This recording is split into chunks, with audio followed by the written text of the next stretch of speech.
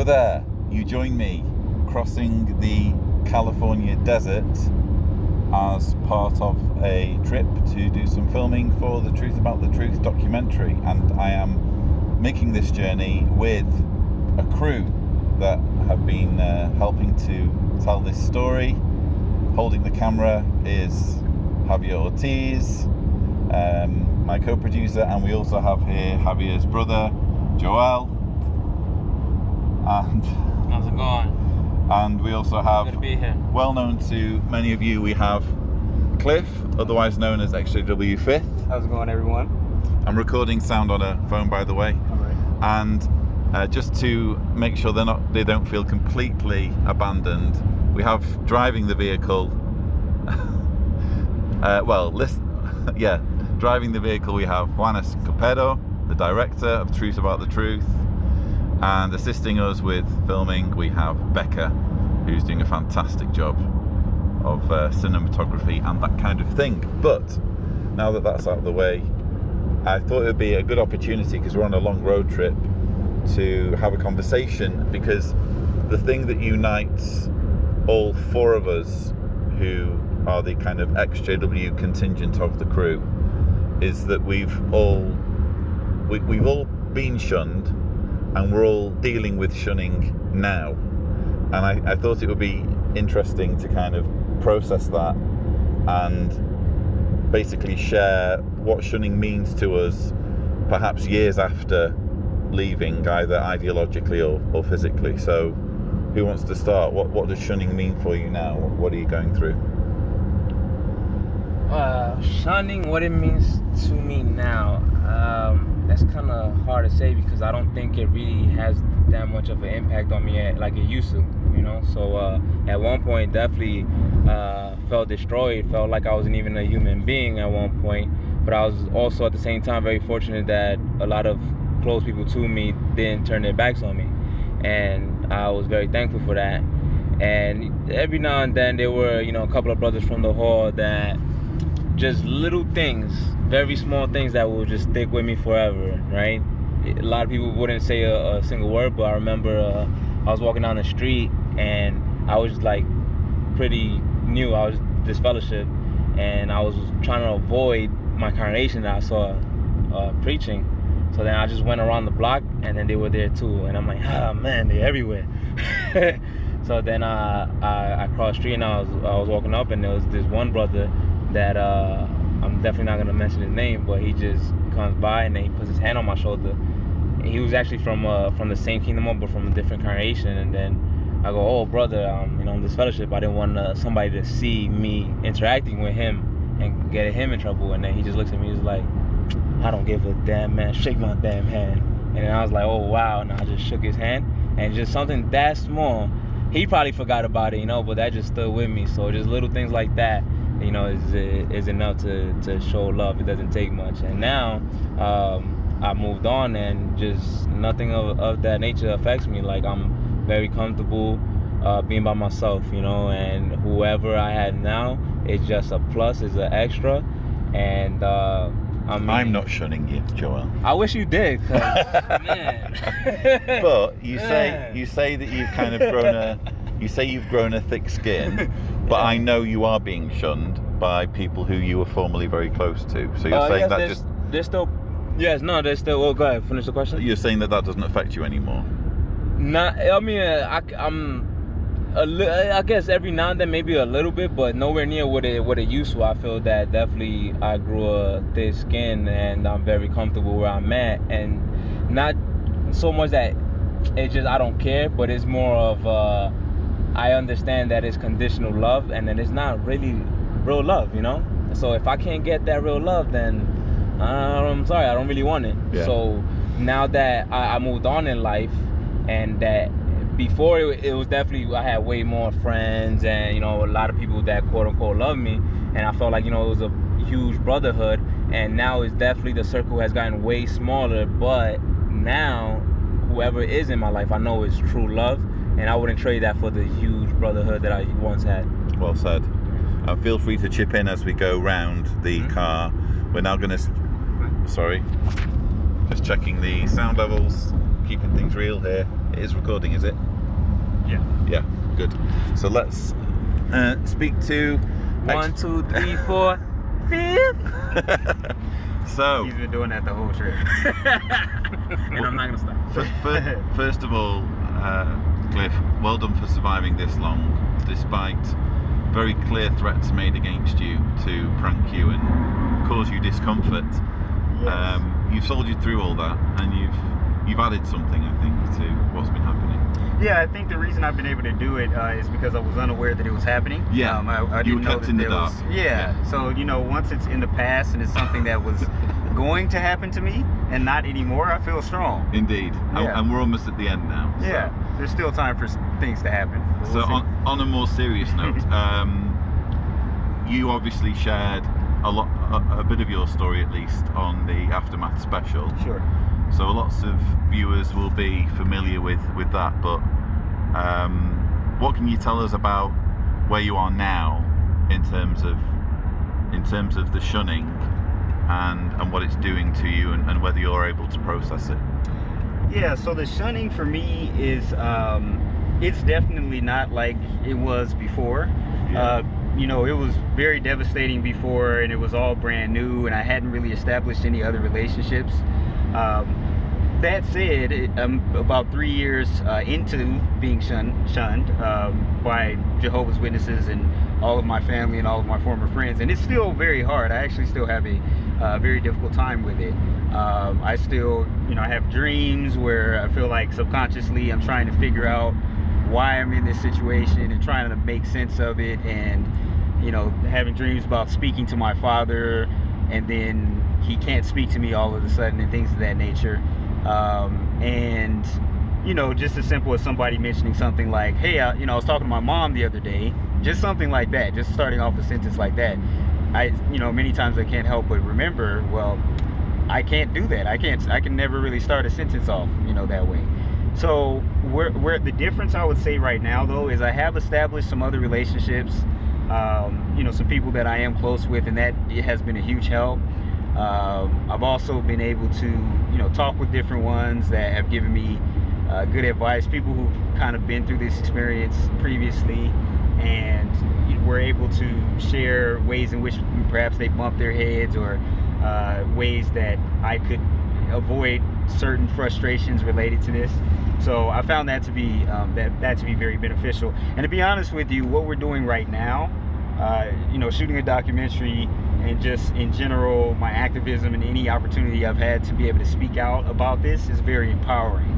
So that's something that kind of it doesn't take away the sting, not by any stretch of the imagination, but it is something that I can feel good about and feel that I'm actually doing something. The way I see it is I'm doing something to try to get my parents back and try to get my siblings back by helping to shed light on this aspect of this organization. And you never know, hopefully there'll be some sort of positive impact in that regard. Do you believe that you seem to almost be kind of holding a candle for the notion that you can salvage them? Sure. To what extent are you doing that, and how realistic do you think that is? So to be honest with you, it's not something it's not the driving force in what I'm doing, because I've seen throughout my family's history and throughout other people's history, sometimes it just you're not able to recover those relationships. So I understand that, and I feel like I accept that, but you never know. And sure, it would be great if they did, but kind of regardless, I feel very passionate about doing this because I know what I've been through, and I don't want anybody else to go through that. And I don't want another generation of children to grow up with these insecurities and thinking that something is wrong with you for not necessarily believing as your parents do, but not being able to leave because you feel kind of trapped because your personal beliefs are tied to your family relationships. So how realistic it is, not sure. I hope for the best, but in the meantime, anybody who is able to avoid this makes all of these efforts worthwhile, in my opinion. Sure. And you also mentioned briefly about dreams. I know this is something that you and I talked about, because I think we were sharing a room at one point. We were on the kiddies' bunk beds at our Airbnb, so we had a little bit of time to talk. Yeah. And I found it interesting that Cliff mentioned that he dreams about his family, because that happens to me, not regularly. Every now and then I'll have a dream similar to the dreams I have about my mother who died, where suddenly they're there and it's like, oh, here they are, everything's back to normal. And then as the dream progresses, that kind of illusion starts to unravel, and you wind up where, oh, okay, well, in a way it was almost nice to see a glimpse of how things were or how they should be. So do you think that the dreams, obviously you're not an expert on psychology, and I don't expect you to be, but do you think it might be your emotions trying to process things? Yes, definitely. And that's why I say, even after 3 years, it still doesn't really make sense to me. You understand it on an intellectual level, because at some point you participated in shunning, likely to some degree, right? I know I did. But still, it is very hard to process. So I believe, as you said, without a background in psychology or the meaning of dreams, I definitely feel like I'm trying to figure it out while I'm asleep. I'm trying to make sense of it. I'm trying to work out a deal in my head to where I can say, hey, God, like I can approach my parents and say, can we just do this? Where I'm trying to come up with something where I'm not even asking you to leave your religion or even hear out the reasons why I'm doing what I'm doing, but just is there some way that we could reconcile, some way that we could salvage the relationship. So I definitely think that's a big part of why I continue to have those dreams, and who knows how long they'll last. I imagine as long as I have these feelings, and I don't see the feelings going away completely anytime soon. Joel, you're a good friend of Cliff. I don't know about all that, but okay, continue. Well, we'll debate that later off camera, but what do you think about Cliff in terms of his activism, and in a way, do you think in a way he's taking a pain that he's experiencing and turning it into a positive by helping people? Oh no, we were talking about that yesterday. He's definitely a good example, and he's definitely trying his best. And it could be, you get some negative feedback every now and then, and sometimes it could get a little emotional. But hey, somebody has to do it, right? And if we end up doing it, we make it easier for the next person, and continuing to have a progress moving on forward. And he's definitely fit for the job, and it's good to have him here with us this weekend. And I think he just has to focus on his bars a little bit. It's a little weak, but other than that, no, definitely a good guy, man. Definitely a good man. And you okay? You're not too bad yourself. Well, thank you. Although I can't rap as well as Cliff can. So Cliff, could you take the gimbal off Javier for a little bit, and we'll... Let me just make sure it's still recording. Okay. Sorry. Yeah. And by the way, thank you, Joel. Appreciate those sentiments. That might have been a call out right there. He's calling you a fan. Yeah. I'm just saying. So Javier, What's up, man? Again, shunning is, you and I talk quite regularly about what's happening with your family, and I think it's safe to say that for all of us, this project that we're involved in, it's personal, and in a way we're getting reminders about just how personal it is as we're doing it. Right. So talk me through what's happening at the moment in terms of where your head's at with shunning. Well, with me and my family, Shunning? Yeah. Well, we talk about it all the time, like you said. And when it first started, it was personal. But I think I've gotten to the point where, and maybe it's through the process of working on this film, where you kind of realize that what's happening to you is not unique, and that it's happening to a lot of people to more severe degrees. And so my concern now is less about myself and how it makes me feel, and more about how my family deals with it. So my wife and my girls, they have family members that no longer speak to us or talk to us. They have cousins they don't see anymore, aunts and uncles that they don't see, and I know that affects them. So my focus has been working with them and trying to help them sort through with it. For me personally, I've gotten some closure on some of the relationships that I've come to terms with that are just lost, and they're probably never going to come back. I had the opportunity a couple of months ago in November to pretty much put all my cards out on the table with certain family members, and I let them know that from my side there are no preconditions, right? They can talk to me about their faith, about whatever they want to talk to me about.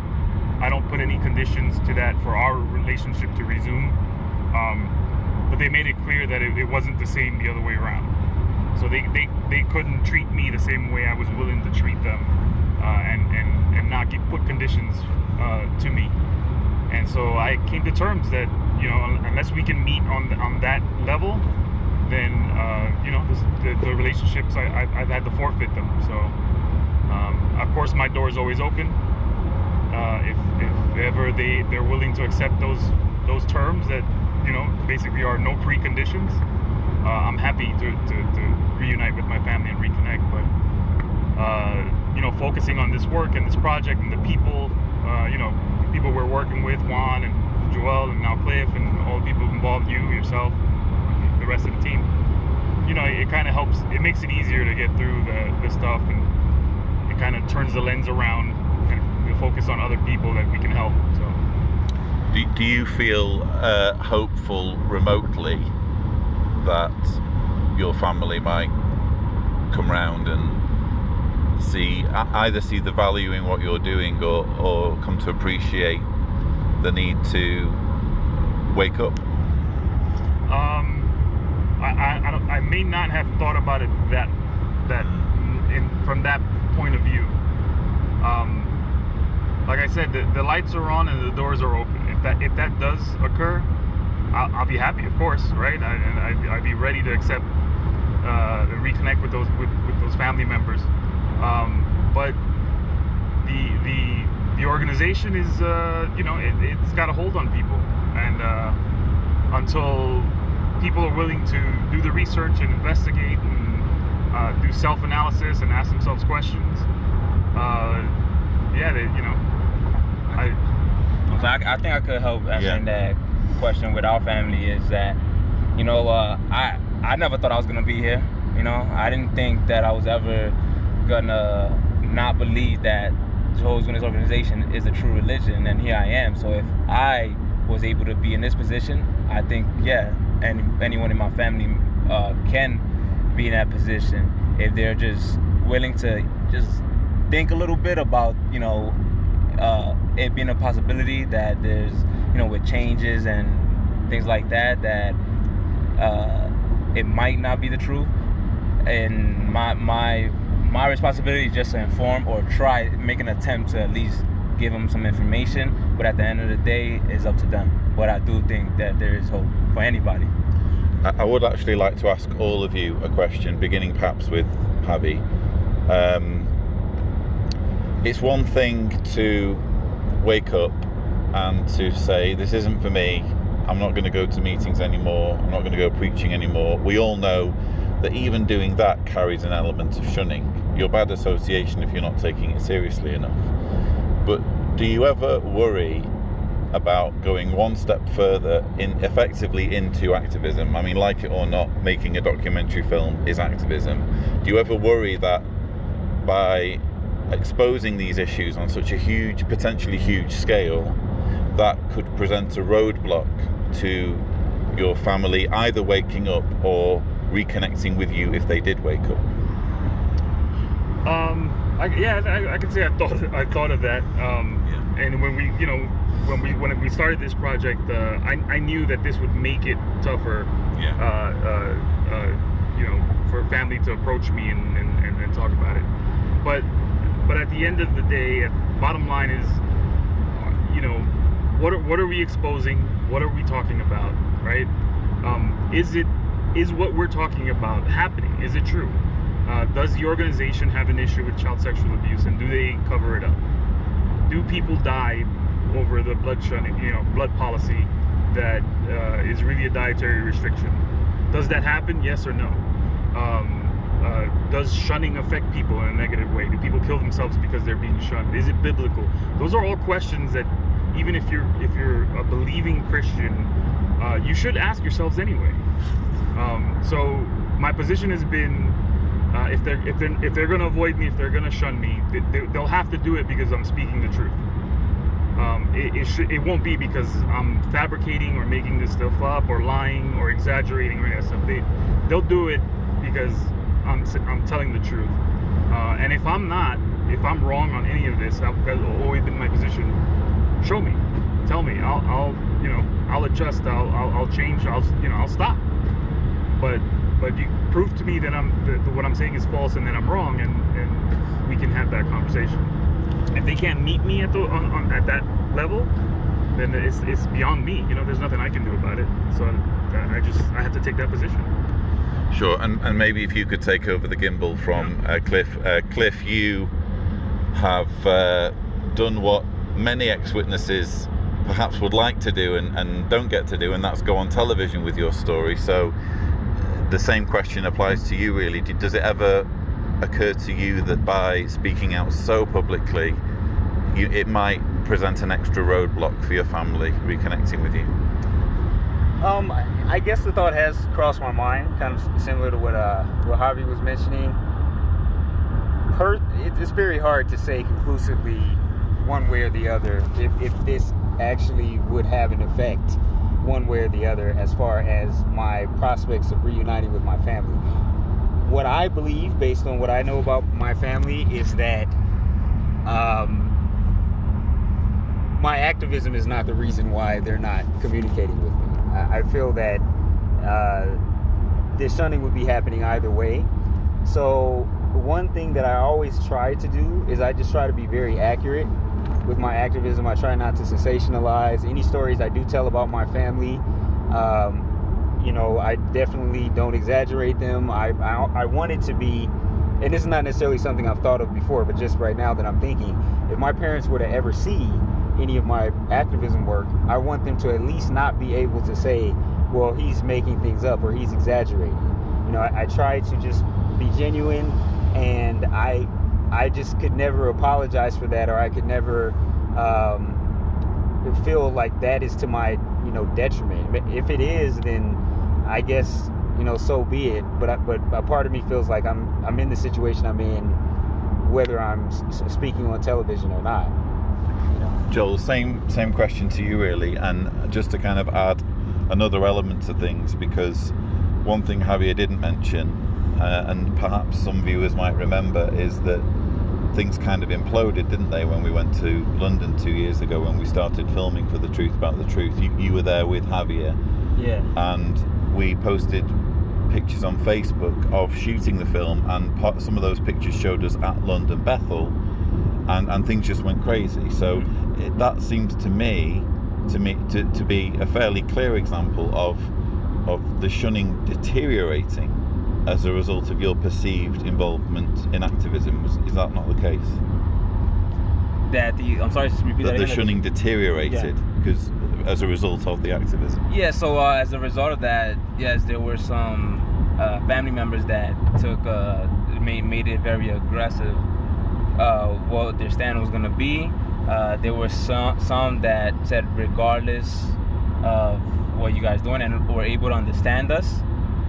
And sometimes they probably put in their head, they justify whatever reason that they need, and that's fine. And that's another thing, like, fine, for there are some people that they're gonna shun you, all right, but at least if somebody else finds reasons to justify whatever, just let them be. You don't have to. You could shun me, but don't try to influence other people to do the same.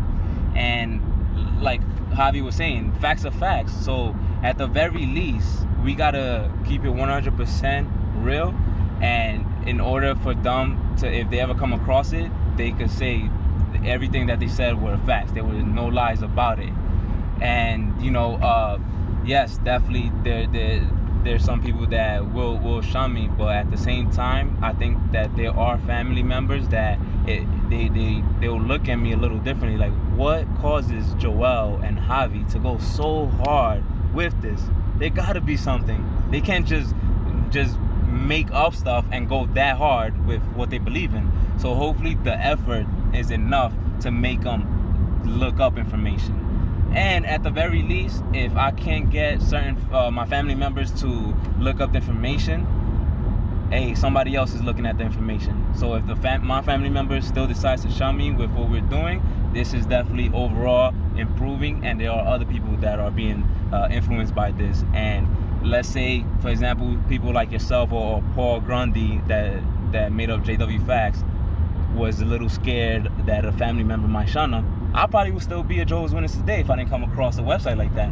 So I'm gonna keep on doing what we're doing, and if it doesn't influence my family to stop shunning me, then other family members might stop shunning their family members, you know, that walked out. So I know it's a little wrinkled. I didn't iron it. Okay, so at this point we're shamelessly plugging Cliff's t-shirts on the John Cedars channel. So no, show it again. Come on. You can't half promote it. You need to properly promote it. Well, stop it. Yeah, indeed. It's not cute. It's not cute. That should be another t-shirt. It's not cute. Right. And he should wear it. Anyway, so Cliff, can you take over the gimbal just for a second? So Javi, you want to check the sound again? Yeah, sorry, this is no, we're good. Yeah, Javi's OCD kicking in for a moment there. So, Javi, we've obviously come from Utah, where we've filmed a very dramatic interview with some astonishing stories about not just shunning, but the way that shunning drives people to suicide, or at least the threat of shunning can drive people to suicide. Do you feel as though there's a challenge in explaining to the outside world exactly what's at stake? Because sometimes I get the impression that people just think, oh well, big deal, someone's not talking to you, get over it. Do you think we face an uphill struggle in explaining that there's far more to it in terms of the psychological trauma and the tragedy? Yeah. So sorry, I just wanted to check the camera to make sure. Check the camera. Let me check the camera, because it might stop recording at 30 minutes. So if it does, just hit the red button up on here on top of it. And it'll start again. So I think from the shunning point of view, you know, based on what you said, that there's kind of a twofold challenge, right? One is trying to show to people who are Jehovah's Witnesses that shunning does have a very, very severe impact outside of what they think, that it's just people won't talk to you. And we've talked about this in the interviews that we've filmed. You know, there's people that already have depression and already have anxiety and have, you know, mental illnesses and things like that can have a tragic things happen to them if they're shunned, or even just the threat of shunning. Like, you know, I don't want to reveal too much about the interview, but we're going to highlight that for sure. But also, the other challenge is getting people who are not witnesses to care about something like a blood transfusion. People who are not witnesses might relate to it. They might look at it and right away be like, you know, if it was my kid, I would definitely save their lives, right? I would give them blood. But they can't imagine shunning, because in nowhere in their world is that applicable in any way. They don't shun their kids just because they disagree with them on a religious point of view. So that's our challenge, is how do we make a presentation about the ramifications of shunning in a way that a Jehovah's Witness, an active Jehovah's Witness, might be able to understand it and see that it's a really big issue. And at the same time, people who are not witnesses that might come across our content will understand that, yes, you know, we are covering this because it's an important issue and something should be done about it.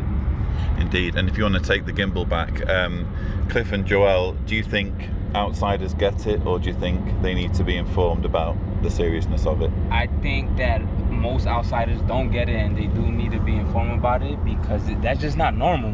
Who could understand a mother not speaking to their son? You know, I had a very close friend of mine that he went and kind of surprised his family by visiting them, and his mother told his little brother to go outside to tell him that she's not gonna go outside and see him. you explain that to just a regular person, a regular human being, there's nothing in the world that will make me not speak to my son. That's what they will say, you know, and that's the normal, regular answer. So this is just normal for a certain amount of people that it should not be at all. And Cliff? Yeah, so first of all, to address the first part of what you said, I definitely know that a lot of people don't understand the thought process that could go into someone even shunning their child or their parent. And I do believe there is a stigma associated with people who are in cults or high control groups or whatever term you prefer, that they are just gullible or they have some other deficiency, you know, in themselves. And one thing that I really hope that people begin to get the sense of is that doesn't have anything to do with actually being in a cult.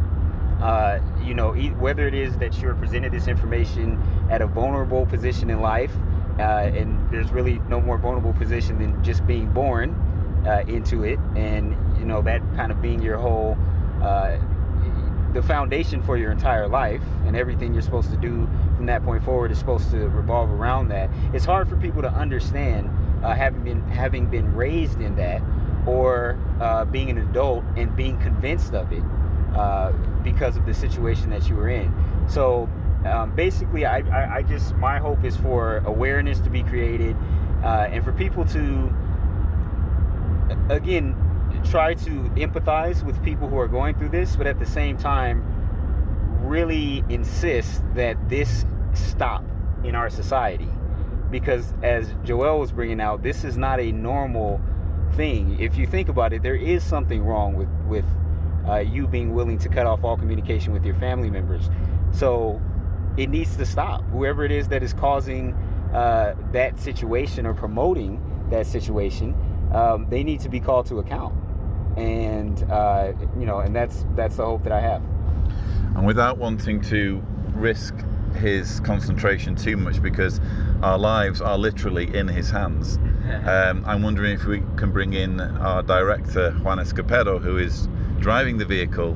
Juan, you have been behind the camera for dozens of interviews so far on this project. Cliff, can you pass the microphone along? And the question is, what are your thoughts on the impact of shunning? Hold on, let me get the microphone to him. Go ahead. Well, for me, it's unimaginable. Like Joel was saying, most people, you ask them if they could avoid their family, their daughters or sons, they would say never. I would never shun them. And for me, my mother, I know she would never, ever, I mean, even if I was a serial killer, she would never not talk to me or avoid me. It's just an incredible thing that this religion does, and the form that they do it, and that's shunning. And it's just incredible how they're so quick to do it. Not all of them. There's quite a few, well, some families that I've met that, well, some people that I know that their mothers would not shun them. But the ones that do, is just, I mean, where's the love for your sons and daughters? Where's that love that you're so quick to let a religion dictate that love?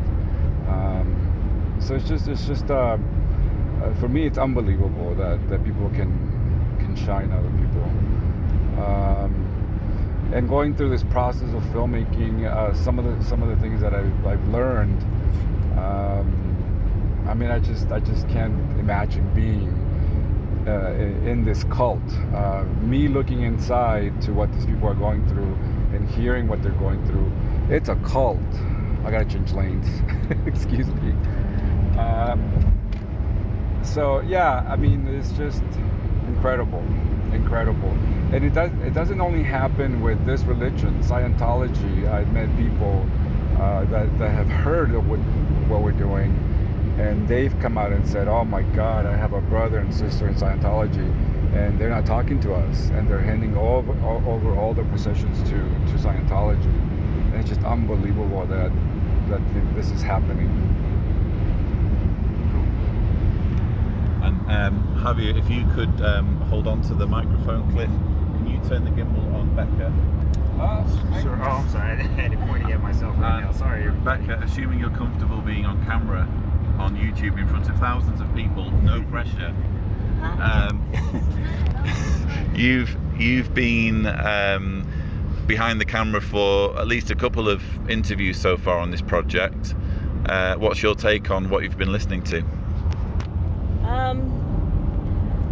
Well, it's really interesting how this religion has kind of, I don't want to say brainwash, but kind of control their lives in a certain way that they can't even enjoy themselves, to maybe even be with their own family without being, punished for something that is something natural to us,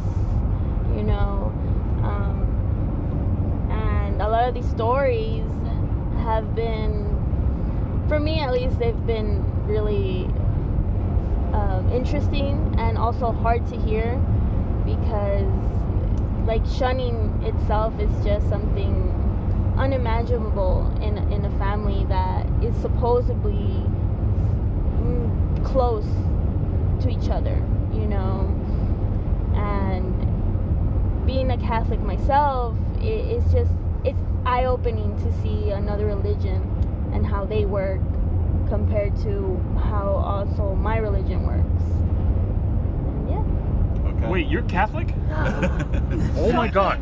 Wait, we'll have to talk offline. Becca clearly doesn't understand what Catholics are to Jehovah's Witnesses, and connotations of harlots riding wild beasts and that kind of thing. But we'll leave that for another time. But no, Becca's been doing a fantastic job. Like Juan, never been a Jehovah's Witness, but just some solidarity there and wanting to help tell, I think, what we can all agree is a very important story and one that needs to be told. But yeah, thanks to all of you for sharing your thoughts. Any concluding thoughts before we wrap up? Shunning's not all that bad either. It has its positive sides to it, You don't have to help anyone move, right? And then another thing. So anyway, thank you for those thoughts, Joel. Before you completely negate everything that we've said in this video, Cliff, any thoughts? Yeah, I would just say let's keep bringing awareness to this. I think the message now, as far as shunning, is pretty clear in my mind. It's you're no longer able to pretend that you don't do this. You definitely do it. Speaking to the religion, right? You definitely do it, and now we're just demanding that it cease, and we're making sure that people are aware of it.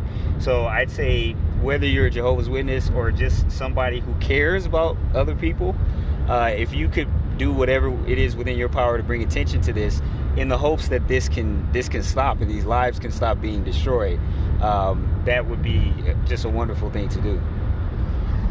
No, in all seriousness, there is positive to it. I remember what words that elder told me when I was getting this fellowship, because I had told him, man, I don't think that's the right call. I really do need to be around my brothers and sisters. I do need help, and I wanna give this a try.